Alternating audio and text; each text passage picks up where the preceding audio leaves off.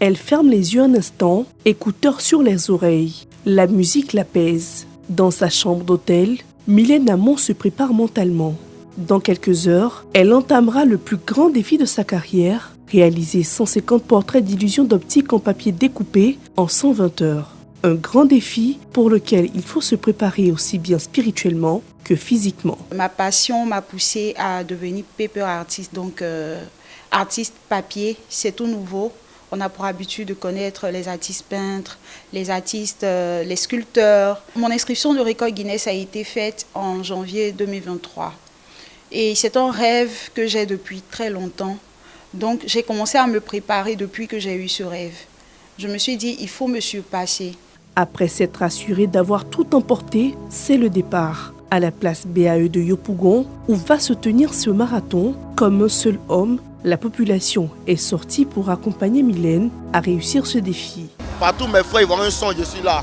Je supporte la Côte d'Ivoire. S'il y a quelque chose où c'est le nom de mon pays qui est devant, je suis là. Drapée du drapeau ivoirien, elle fait son entrée dans son box de création, une pièce aménagée spécialement pour cette performance. Les pinceaux sont prêts, les toiles aussi. Des témoins choisis par un huissier de justice sous l'instruction du World Guinness Record sont aussi présents pour superviser le défi. Le premier portrait prend vie sous ses mains. Sur cette toile, le portrait du président de la République, Alassane Ouattara. Je tiens à mettre en valeur nos ressources humaines ici en Côte d'Ivoire.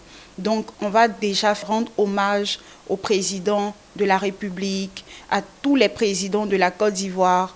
Il y aura aussi des portraits hommages des personnes qui ont vraiment impacté positivement dans chaque domaine d'activité ici même en Côte d'Ivoire. Au-delà du record Guinness qu'elle vise, l'artiste ivoirienne veut donner un sens humanitaire à cet exploit. Les tableaux réalisés seront vendus aux enchères. Les fonds serviront à soutenir la cause des enfants atteints du cancer. Pendant 5 jours et 5 nuits, Mylène Hamon devra maintenir un rythme effréné.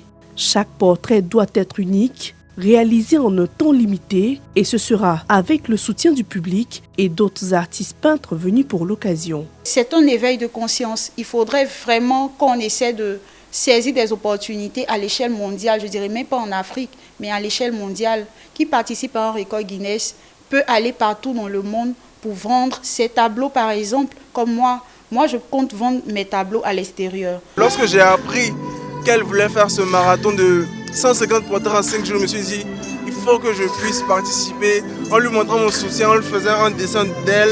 Tout au long de cette performance, Mylène Hamon pourra compter sur le soutien sans faille des Ivoiriens, personnalités politiques, artistiques, figures influentes et anonymes se succèdent pour l'encourager. En seulement 24 heures, ce sont déjà plus de 29 tableaux qui ont été réalisés.